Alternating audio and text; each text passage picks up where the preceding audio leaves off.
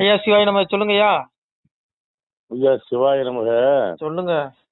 திமுகவை சேர்ந்த மந்திரிகள்லாம் பாத்தீங்கன்னா பிஜேபியை தாக்குறதா, மோடியை போட்டு தாக்குறாங்களே.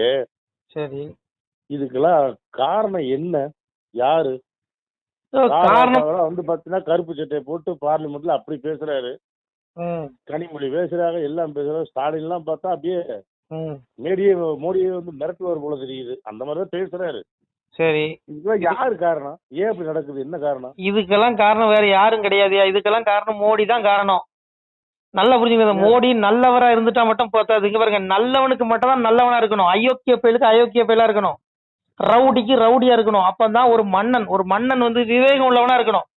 அதான் சொன்னா, கற்பக தெருவை சார்ந்த காகமும் அமுதமுன்னும் விற்பன விவேகமுள்ள வேந்தரை சார்ந்தோர் வாழ்வார். மற்றொன்று இப்புவிதனில் இலவு காத்திடும் கிளி போல் அற்பரை சேர்ந்த வாழ்வு அரிதறி தாகம் தானேங்கிறான். நான்லாம் 13 வருஷமா மோடி நம்பி, ஐயோ மோடி எங்க ஐயா பரமாத்மா அப்படியே வந்தோடனே நாட்டை பரிசுத்தப்படுத்துவார், ஊழல்வாதிகள்லாம் கிழிச்சு தொங்க விட்டுவார் நம்ம நினைச்சோம். இன்னும் அவனுக்கு இப்போ மந்திரி ஆகுறான், எம்எல்ஏ ஆகுறான், மறுபடியும் எம்பி ஆகுறான், போய் பார்லிமெண்ட்ல போய் கிழிக்கிறான் பிஜேபிய. நல்ல கேளுங்க ஐயா, மோடி ரொம்ப மென்மை போக்கு. இது ஆகாதியா. மோடியோட மென்மை போக்கு நாட்டுக்கே கேடுங்கிறேன். இங்க யோகி தான். சரி, இவங்களுக்கு எல்லாம் யோகி தான். யோகி பிரதமர் ஆகணும். நல்லா புரிஞ்சுங்க. யோகி பிரதமர் ஆகணும், அண்ணாமலை உள்துறை அமைச்சராகணும், ஹெச் ராஜா குடியரசுத் தலைவர் ஆகணும். இந்த 3 பேரும் மும்மூர்த்திகள். இவங்க 3 பேரும் இந்த பதவியில இருந்தாங்கன்னு வச்சுக்கோ, இந்தியா முழுவதும் ஊழல் இருக்காது. ஒருத்தர் பார்லிமெண்ட் வாயை திறக்க மாட்டாங்க. இவ்வளவு ஊழல் பண்ணிட்டு நாக்கு கிளிய பேச மாட்டாங்க. அறுத்து சுண்ணாம்பு வச்சு விடுவாரு யோகி. இது இவனுக்கு பண்ற இது அத்தல புத்தலாட்டு மோடி தான் காரணம். இவரு ஏன் நான் என்ன இவ்வளவு உச்ச அதிகாரம் இருந்து நீங்க ஏன் நடவடிக்கை எடுக்க மாட்டேங்கிறீங்க? மோடி நினைச்சாருன்னா 1/2 மணி நேரம் ஆகாதியா. உள்துறை அமைச்சர் அமித்ஷா நினைச்சா எவ்வளவு நேரம் ஆகும் இந்த கும்பலெல்லாம் குடுமி பிடிச்சி உட்கார வைக்கிறதுக்கு? ஏன்னா இவனுங்கெல்லாம் பெரிய பரிசுத்தவானுங்களா சொல்லுங்க. அதனால இங்க பாருங்க, இவர் மோடி நல்லவரா இருந்துட்டா மட்டும் பார்த்தாது. எல்லாம் வேஸ்ட். என்ன பொறுத்தவங்க எல்லாம் பிஜேபி தொண்டர்கள் நிறைய பேர் விரக்தி ஆகிறான் மோடியோடைய அந்த நடவடிக்கை பத்தியோ. நான் என்ன கேட்கிறேன், 1000 ரூபாய் நோட்டை ஒரே நாள்ல செல்லாது, நைட்டு 12 மணிக்கு செல்லாதுன்னு சொன்ன உங்களால ஏன் இவனுக்கு 1 மணி நேரத்தில் சொன்னார் மோடி ஒரே நாள்ல?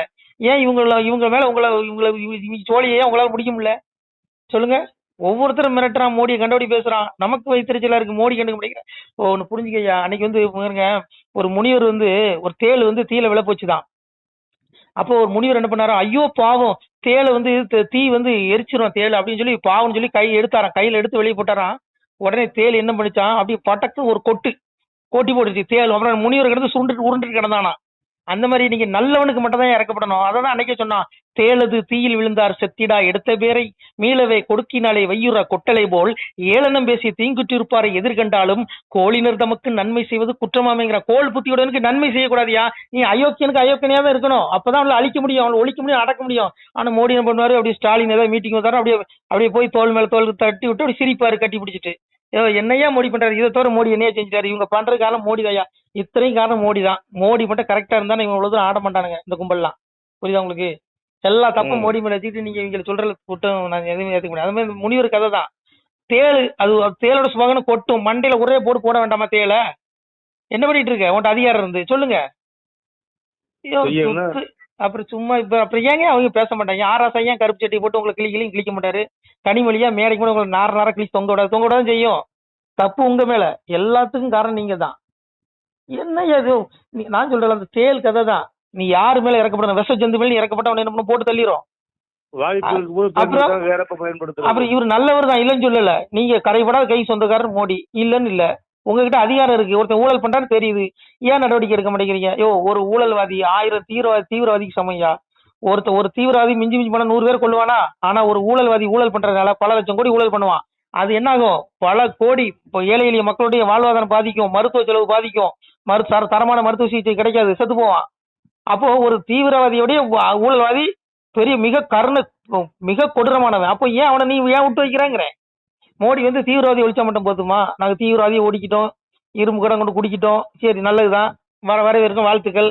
ஆனா ஒரு தீவிரவாதியை விட பெரிய ஒரு தீவிரவாதியை விட 1000 மடங்கு மோசமானவன் ஊழல்வாதி. ஏன் அவனையே விட்டு வைக்கிறீங்க சொல்லுங்க? புரிஞ்சுக்கங்கய்யா. ஏன் நாக்குனால நான் பேசினேன் மோடி, உங்களுக்கே தெரியும் எத்தனை 100ல பேசுங்க. ஐயோ பரமாத்மா வந்துட்டாரு, ஐயோ இனி சீர்படுத்திடுவாரு அப்படின்னு நினைச்சேன். கிடையாது. இவர் மனுஷர், இவர் பரமாத்மா கிடையாது, ஜீவாத்மா.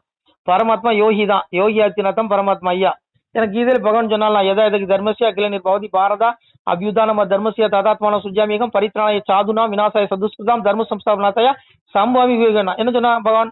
தர்மம் அழியும் போதெல்லாம் நான் என்னை தோற்றித்துக் கொள்கிறேன், நான் மனித ரூபத்துல வரேன்னா. எங்க அப்பா வந்துட்டான், யோகி அத்தனை ரூபத்துல ஆண்டுட்டு இருக்கான். ஒரு நாள் அவர் பிரதமர் ஆவாரு. அன்னைக்கு பாரு, அன்னைக்கு போய் இன்னும் பார்லிமெண்ட்ல ஆராச கத்தட்டுமே, பேசட்டுமே, பார்க்கலாம். வாயை மூடிட்டு தான் இருப்பாரு. ஸோ இவரு மென்மை போக்கியா, இவ்வளவு கடும், இவ்வளவு மென்மை போக்கு ஆகாது மோடி வந்து. என்னையா இதனால மோடிக்கு பிரச்சனை இல்லை, மோடிக்கெல்லாம் நல்ல எல்லா செல்வமும் நல்லா கிடைக்கும், சாப்பாடு கிடைக்கும். ஆனா இவனுக்கு பண்ற ஊழல்னால ஏழை எளிய மக்கள் தான் பாதிக்கப்படுவான்.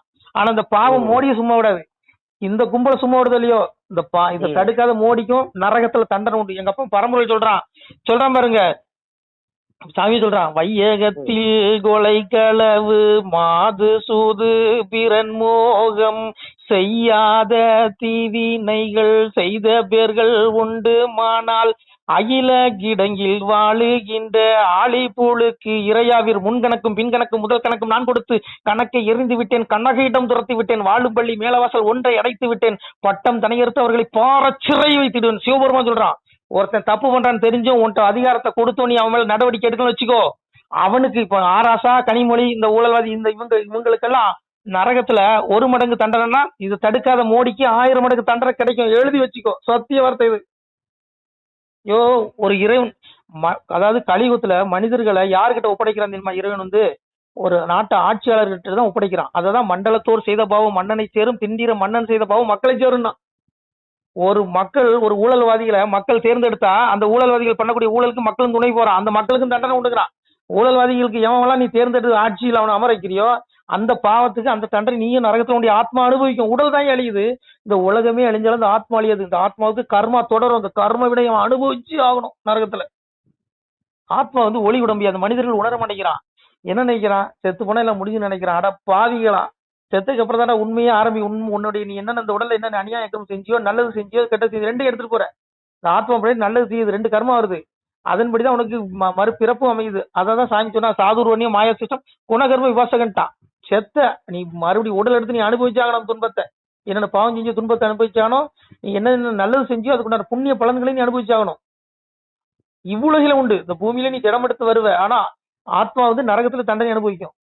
அதான் சாமி சொன்னா, பாவி அவன் செத்து பஸ்பமாய் போனாலும் ஆவியை கண்டு ஆக்கினைகள் செய்திருவேன். 1 லட்சம் கோடி ஊழல் படி செத்துருவடா, நல்லா அனுபவிச்சு செத்துருவ, உன் உடல் மண்ணுக்குள்ள முக்கிடுவான். அப்படின்னா உன் சந்தன பேலையில கொண்டு முக்கிடுவான், எங்கேயா கடற்கரையில் கொண்டு முக்கிடுவானுங்க, அப்படி இல்லையா சந்தன கட்டில ஒன்று எரிச்சிருவான். ஏன்னா உன் பணம் இருக்க அவனை எரிச்சிருவான். ஏன்டா உன் உடல் தாண்டா எரியுது, உன் ஆவி எரியாது. அதான் பாவி அவன் செத்து பஸ்பமாய் போனாலும் ஆவியை கண்டு ஆக்கினை. இந்த ஆவி அந்த ஆத்மா எங்க அப்பா யமதர்மா கொண்டு போய் எங்க அப்பா சிவபெருமா சிங்காசனத்துக்கு முன்னாடி தான் நிறுத்துவான். அங்க அடிப்பா எட்டிட்டு நெஞ்சிலே மிதிப்பான். இந்த ஊழலாதிப்பில் இதிச்சு மீளா நரகத்தில் தள்ளுவான். அதான் முன்கணக்கு பின்கணக்கு முதல் கணக்கு எடுத்துட்டேங்க, உன் கணக்கே பார்க்க மாட்டேன், வெட்டி உதச்சி நரக குழியில் தள்ளி மீளா நரகம். அந்த ஆத்மா அந்த ஆக்கினை தண்டனை அனுபவிச்சுட்டே இருக்கும். ஐயோ துடிக்கும், கதரும், உடல் தான் அழியுது, இந்த ஆத்மா அழியாது, அந்த ஆத்மாவுக்கு தான் தண்டனை. புரிஞ்சுக்கிடுங்க மக்களே. அதனால மோடி வந்து பாருங்க, மோடிட்டு இவ்வளவு அதிகாரம் இருக்கு, இவர் நினைச்சா எப்படி மக்களை நல்லா வைக்கலாம் தெரியுமா ஐயா? புற்றுநோய்களுக்கு தரமான சிகிச்சை கொடுக்கலாம் ஐயா, புற்றுநோயாளிகளுக்கு இலவச சிகிச்சை கொடுக்கலாம் ஐயா. இன்னைக்கு புற்றுநோயாளிகளுக்கு இன்னைக்கு நான் ஒரு புற்றுநோய் மருத்துவமனைக்கு போயிருந்தேன் ஐயா. புற்றுநோய்க்கு ஒரு புற்றுநோயாளி அவனுக்கு தரமான மருத்துவ சிகிச்சை கொடுக்க முடியாம அல்லாடிட்டு இருக்கான், ஊசி போட்டு காசு இல்லாம லோலோன்னு திரியிறான். என்னையா பண்றானுங்க இவனுங்க இத்தனை கோடி வச்சுக்கிட்டு? ஏண்டா இந்த பாவலம் சும்மா விடாதுடா, இறைவன் உங்ககிட்ட தான் ஒப்படைக்கிறான். சுவாமி அதான் சிவனை பாருங்க, இவனுக்கு பண்ற அநியாயத்துல சிவபெருமா கோபுரம். சாமி சொல்ற பாருங்க, ஆண்டிக்கு கோபமானால் அழிந்து விடும் முப்புறம் போல் அடங்காத கோபமாச்சே ஆண்டி என்ன செய்வேனடா. அன்னைக்கு 30 கோட்டை எரிச்சது போல இந்த கும்பல பாருங்க, உங்களுக்கு நரகத்துல இவனுடைய ஆத்மா எவ்வளவு தண்டனை அனுபவிக்கும் தெரியுமா? அது மட்டும் இல்ல, இறப்புக்குரிய மண்ணுலகளை 84 லட்சம் பிறவி ரஜசி பிள்ளையும் தத்வா கர்மசி ஜாயதே ததா பிள்ளைன்னு ஸ்தமசி மூட கடை முட்டாள்களே. எடே நீ செத்து போனா அதோட முடியறது இல்லடா, உன் ஆத்மா 84 லட்சம் பிறவி எடுக்கும். அதுவும் புழு விலங்கு பறவைன்னு மனித பிறவி கிடைக்காது, 7 வாய்ப்பு தான் மனித பிறப்பு. இப்ப நான் பேசுறேன், எனக்கு உங்களுக்கு கேட்கற உங்களுக்கு எல்லாத்துக்கும் 7வது பிறவியா இருக்கலாம். அந்த வாய்ப்பை பயன்படுத்திக்கோங்க, சிவனை தேடுங்க, சிவனை தேடி மோட்சத்துக்கு வழியை தேடுங்க. ஐயோ மனித வாழ்க்கை இது அற்பம், இது நிரந்தரம் கிடையாது மக்களே. மோட்சத்துக்கு வழியை தேடுங்க. நீங்க அப்பா சிவனை தேடினீங்கன்னா மோட்சத்தை கொடுத்துருவான், முக்தி விடுதலை, எல்லா துன்பத்திலிருந்து விடுபட்டுருவீங்க. அப்படி இல்லைன்னு வச்சுக்கோங்க, 7 வாய்ப்பு தான் மனித பிறப்பு. மீது எல்லாம் ஆடு கோழி பன்னி நாயின்னு 84 லட்சம் பிறவி கொடுத்து கொள்ளுவான். அது மட்டும் இல்லாம துஷ்ட பயல்கள், இந்த ஊழல்வாதிகள், இந்த அரசியல்வாதிகள், இந்த அயோக்கிய பயல்களை நரகத்துல மீளா நரகம் தாமிஸ்ங்கிற ஒரு நரகம் இருக்கு, கோரமான நரகத்தில் தள்ளுவேங்கிறான் பகவான். விடுவானா? அததான் வையகத்தில் பொய் களவு மாது சூது பிறம் செய்யாத தீவினைகள் செய்தவர் கொண்டுமானால் அகில கிடங்கில் வாழ்கின்ற ஆளி புழுக்கிறார். புழு கொஞ்சம் இடத்துல உன் ஆத்மாவத்துக்கு போடுவான்டா. சிவபெருமான் சொல்றான்டா, இது சத்தியவத்தை ஏன் வார்த்தை இல்ல, இது இந்த பைத்தியகார பைய வார்த்தை இல்ல, இந்த லூஸ் இந்த பைத்தியகாரம் மட்டும் பேச பாருங்க, இந்த பைத்தியகார வார்த்தை கிடையாது, சிவ வார்த்தையா. அதனால இங்க பாருங்க, மோடி நான்லாம் ஒரு காலத்துல மோடி பரமாத்மான்னு பேசிட்டு இருந்தேன்.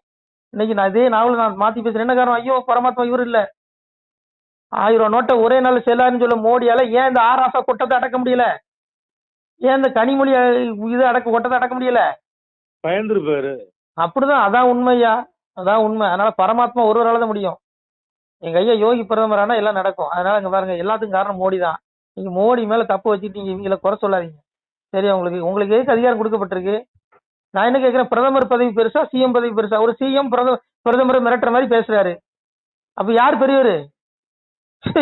என்னையா நடக்குதுங்க? வீட்டுக்காரனை கள்ளம் போட்டு அடிச்சானா, அந்த கதை தான்.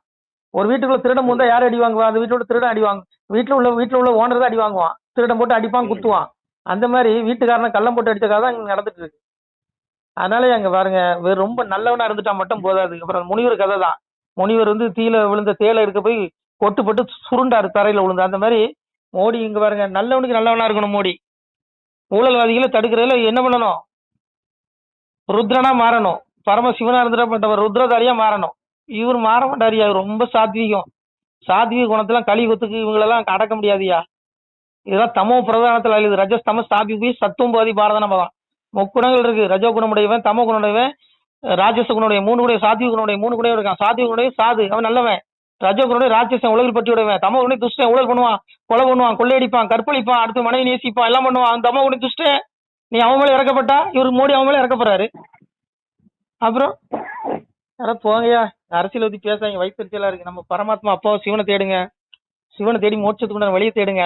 அன்னைக்கு சூரனுக்கு முருகபெருமான் புத்தி சொன்னதுதான், தீர்ச்சையுடன் புத்தி செவ்வை நேரிட்டு ஒரு மோட்சமதி தேட முடுக்கமதி விட்டு விடுனான். சூரனுக்கு சொன்னான், டே முட்டாள் சூரா, உன் கையில ஆட்சி அதிகாரம் இருக்கு, ஆணவத்துல ஆடாத நாயே, நீ செத்து நரகத்துல போய் உழுந்து 84 பிரிவு கொடுத்து கொள்ளுவாடா சிவருமா. அதனால உன்னுடைய ஆணவ அகங்காரத்தை விட்டுட்டு தீர்ச்சையுடன் புத்தி செவ்வை நேரிட்டு மோட்சத்தை தேட முடுக்கத்து ஆணவத்தை விட்டுருன்னு சூரனுக்கு முருகன் புத்தி சொன்னான். அந்த மாதிரி இன்னைக்கு இருக்க அவ்வளவு சூரப்பையில இருக்கான். இன்னைக்கு இருக்க ஆட்சியாளர்கள் எவனை போய் பேசுவீங்க? ஒரு கவுன்சிலரை எடுத்து பேச முடியாது, ஒரு பஞ்சாயத்து தலைவர் பேச முடியாது, அப்புறம் எம்எல்ஏ சொல்லணுமா, மந்திரி சொல்லணுமா, சிஎம் சொல்லணுமா? அப்புறம் இப்படிதான் இருப்பாங்க. மூச்சு எல்லாம் அகங்காரம் பிடிச்ச குரூப்பா இருக்கு. இதெல்லாம் எப்படியா உயிவடையும்? நரகவாசிகளையா? இவன்லாம் எதுக்கு பிறந்தோம், எதுக்கு வாழ்றோன்னு தெரியாம வாழ்ந்துருக்க. இடையே மனித பிறகு கொடுத்ததே பகவானை தேடி மோட்சத்தை அடி இருக்குதாண்டா. சாமி சொல்றான், மோட்ச உயிர்க்கும் நரக உயிர்க்கும் தீநரக பாவி உயிர்க்கும் ராச உயிர்க்கும் பள்ளி வாசல் உயிர்க்கும் வைகுண்ட பதவி உயிர்க்கும் எவ்வுயிர்க்கும் எங்கள் ஐயா சிவ சிவ சிவ சிவ அரகரா அரகரா. நீ எங்க அப்பா சிவநாம அறநாம 2 நாமத்தை சொல்லாம நீ இந்த பூமியில இருந்து நீ கரையேற முடியாது. நீ இங்கேயே உழந்துட்டு இருப்ப. ஏதோ ஒரு உடல் எடுத்து எறும்பு, யானை, பூனை, நாய், பண்ணின்னு வந்துட்டு தான் இருப்ப. அப்பாவை தேடு. சாமியை சொல்றான், அரகரா என்ற சொல்லை கரையேறா பாவி நீசன் அறியவும் மாட்டா நல்லோ சிவனே ஐயா. சிவ சிவா என்ற சொல்லு அவகட நீசருக்கு தெரியவும் மாட்டாதல்லோ சிவனேனா. ஒன்னு அரகரான்னு சொல்லி இல்ல சிவசிவான்னு சொல்லி, இந்த 2 நாமத்துல எந்த நாமத்தை சொன்னாலும் உங்களுக்கு மோட்சம் தான், முக்தி.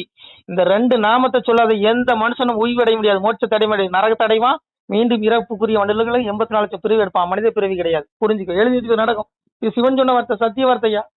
அதனால இந்த இங்க இருங்க, இந்த ஆட்சி அதிகாரத்தை பதியோ இதெல்லாம் மாயையா. இவனுக்கு நரக கூட்டையா. சாமியை சொல்றான், சொத்தாஸ்தி வஸ்து சுகம் என்று எண்ணாதே வத்தாஸ்தி பொண்ணு வகை என்று. நான் ஐயோ, சொத்து ஆட்சி அதிகாரம் வஸ்து இது வகை கிடையாது. எப்ப வேணாலும் செத்து போட, எப்ப வேணாலும் பகவான் கூடுவான் உன்ன. எல்லாத்துக்கும் நாள் கொடுக்கப்பட்டு எல்லா ஜீவாத்மாவுக்கும் சாமி கொடுத்துருக்கான். காலத்தை கணக்கிடுவதில் நான் காலன், கண்டித்து அடக்குவதில் நான் யமனுங்கிறான். சிவன் தாண்டா யமன் தாண்டா சிவன், எல்லாம் அவன் ஒருத்தன் தாண்டா.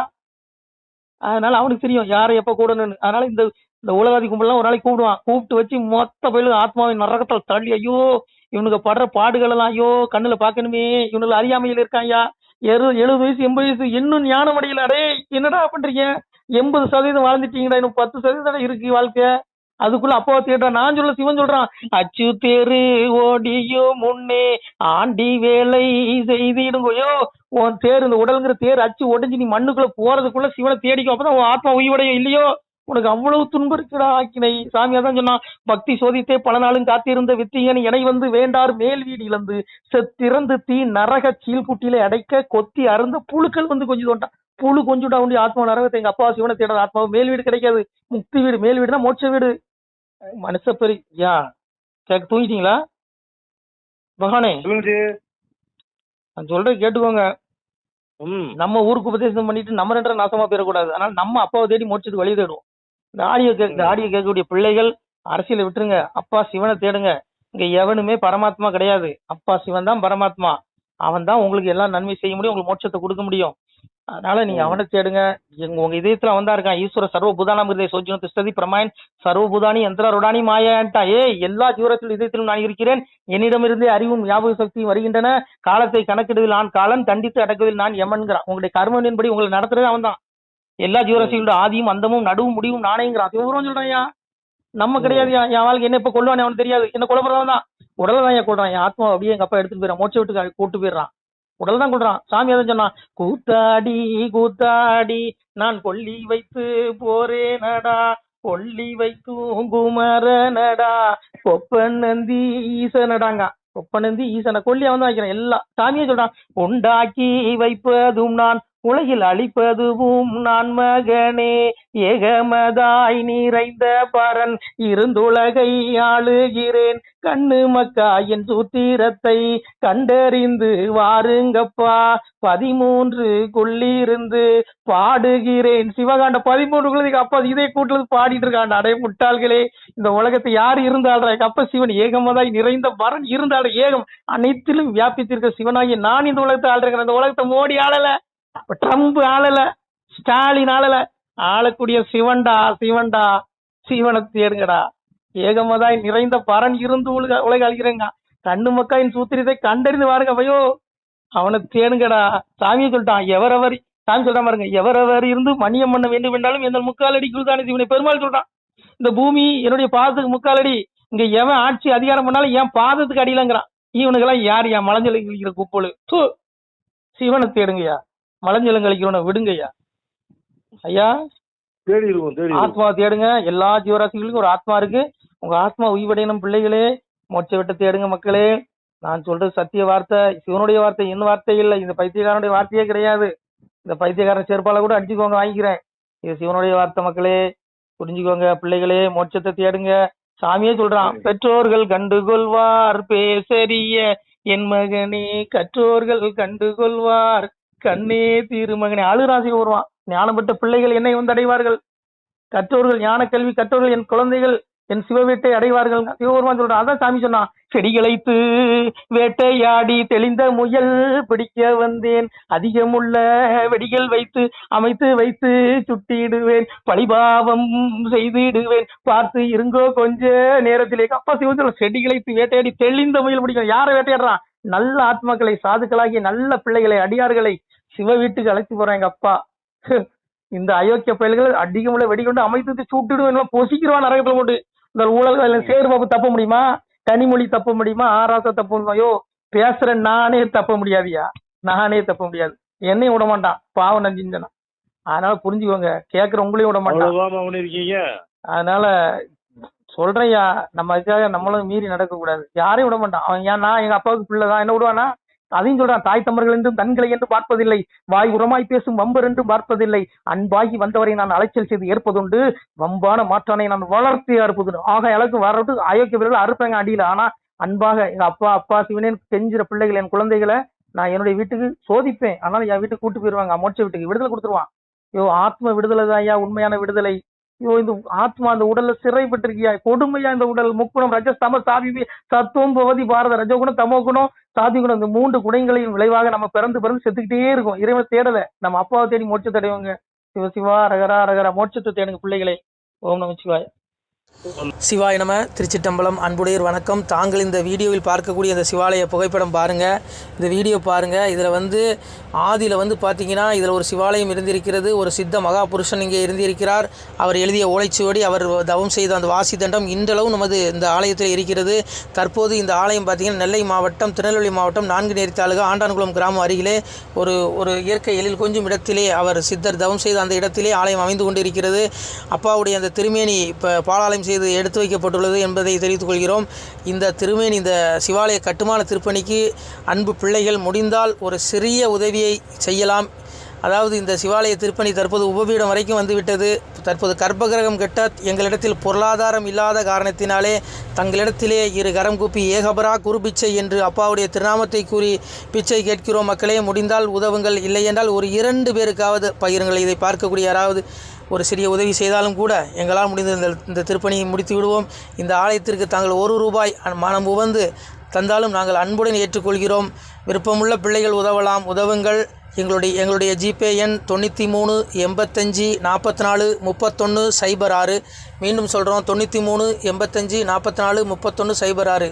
இந்த எண்ணுக்கு நீங்கள் முடிந்தால் நீங்கள் 1 ரூபா மனமுவந்து தந்தாலும் அன்புடன் ஏற்றுக்கொள்கிறோம். பிள்ளைகளே, எம்பெருமானுடைய அப்பன் அருள் நிச்சயம் உங்களுக்கு கிடைக்கும். நான் சொல்லலை, அப்பாவே சொல்லுவான், வாழுவீர் தாழ்வில்லாமல் மக்களும் கிளைகள் கொஞ்சி நாளுமே மகிழ்ச்சியை கூர்ந்து நலமுடன் வாழும்போது நீளுமே எனது செங்கோல் நீதியும் நெறிபோல் வந்து ஆளுமே உங்கள் தன்னை அன்புடன் அலையா வண்ணம் மக்களே நீங்கள் எல்லாம் வாழ் பொன்னம் பதியிற் சென்று முக்கியமான யுகநில மதிலே தன்னால் கக்கிய பொன்கள் ஸ்வர்ணம் கைமணம் குளிர அன்னம் பொக்கிசம் நிறைய வைத்து புகழ உண்டு இனிதாய் வாழ்வீர்.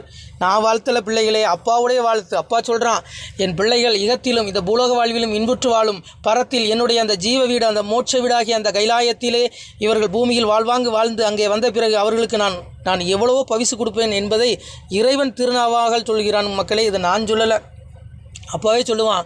ஆணுடன் பெண்ணும் பெற்று அதிகமாய் செல்வமாகி தானுட நினைவு முற்று தர்மமும் நெறியும் கற்று வேணும் நீள் காலம் எல்லாம் மெல்லியருடனே வாழ்ந்து பூணுதல் கமலநாதன் பொற்பதம் பெற்று வாழ்வீர். அப்பா சொல்கிறான், ஆணுடன் பெண்ணும் பெற்று அதிகமாய் செல்வமாய். என் பிள்ளைகள், என்னை வழிபடக்கூடிய பிள்ளைகள், என்னை விளங்கக்கூடிய பிள்ளைகள் பூமியிலே ஆணுடன் பெண்ணும் பெற்று அதிகமாய் செல்வமாகி தானுடன் நினைவுமுட்டு தர்மமும் நெறியும் கட்டு நீதி நெறியோடு வாழ்ந்து என் பிள்ளைகள் என்னை வந்து அடைவார்கள் என்று அப்பனே சொல்கிறான். மக்களே, அதனால் இந்த சிவாலய திருப்பணிக்கு உதவி செய்யக்கூடிய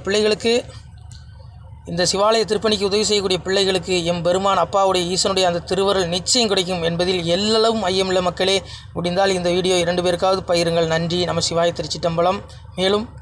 மேலும் எம்பெருமானே சொல்லுவான், பிள்ளைகளே, நீங்கள் இந்த பெரும்புவியை ஆள்வதற்கு வெள்ளானை மீதேற விடை தந்தோம் உங்களுக்கு. ஆனாலும் மக்கால் நீர் ஆளுவீர் ராஜ்யத்தை வானோர் அறியவும் வாழ்த்தினோம் நிர்வாள வாசவனும் தேவர் மறையவரும் தான் வாழ பேசறியதை வார் பெற்ற மக்கள் தான் வாழ கன்னிமார் பெண்கள் பெற்ற கை சான்றோர் தான் வாழ அன்னை பத்திரத்தால் அமுதருந்தி நீர் வாழ முக்கந்தன் வாழ முனிமார்கீலை வாழ தக்கந்தலை துணித்த தம்பிரான் தான் வாழ மேலோக நீதி விளங்கி மனுவாழ பூலோகம் உள்ளளவும் பொய்யருகீமை வாழ நல்லோரும் வாழ நவில் போரும் தான் வாழ எல்லோரும் வாழ இருந்து நீடூழி வாழ்க. அப்பா சிவபெருமானை வாழ்த்துறான். வானோர் அறியவும் வாழ்த்தினோம் நீர் வாழ. வானவர்கள் தேவர்கள் அறிய உங்களை வாழ்த்துகிறேன். பிள்ளைகளே, இந்த கலியுகம் முடிந்து வரக்கூடிய தர்மயுகத்தில் நீங்கள் வருவீர்கள். மனிதனுடைய உடல் மட்டும்தான் அழிகிறது பிள்ளைகளை, ஆத்மாவுக்கு ஒருபோதும் அழிவில்லை. அந்த ஆத்மா இறைவனை தேடக்கூடிய பிள்ளைகளுக்கு ஒருபோதும் அழிவில்லை. அவர்கள் ஜீவ வீட்டை முக்தி வீட்டை அடைவார்கள். அது மட்டுமல்லாமல் இந்த கலியுகம் அழிந்து வரக்கூடிய அந்த ஸ்வர்க்கத்துக்கு இணையான அந்த தர்மயுக வாழ்வையும் பெறுவீர்கள் என்று அப்பன் சிவபெருமானை வாழ்த்துகிறான். அது என்னுடைய பாடல் அல்ல, அப்பாவுடைய பாடல். நம சிவாய. பிள்ளைகளே, முடிந்தால் இந்த வீடியோ 2 பேருக்காக ஷேர் பண்ணுங்கள். உங்களுக்கு கோடி புண்ணியம் கிடைக்கும். ஈசன் அருள் பரிபூர்ணமாக உண்டு. உங்களால் ஒரு சிவாலயம் பரிபூர்ணமாக திருப்பணி முடியும் என்பதை நம்புகிறோம். மக்களே, சிவாய நம. திருச்சிட்டம்பலம், தில்லையம்பலம், பொன்னம்பலம்.